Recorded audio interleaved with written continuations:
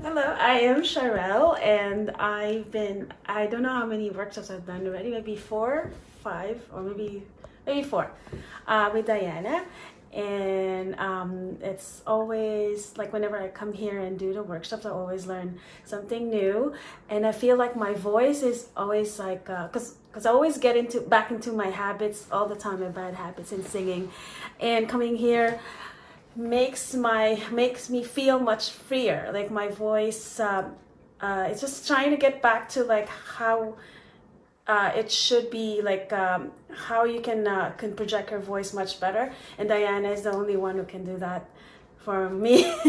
And I feel always like I feel always much better and good. And I feel like my voice is much like lighter. Every time I come here, I feel so good. Diana, thank you so much. You've been so generous and so very nice lady, and always a pleasure, like, you know, an honor to be here and doing your workshops and being with everybody else, learning from everyone, and also becoming much more getting more friends, like meeting a lot of new people, new friends.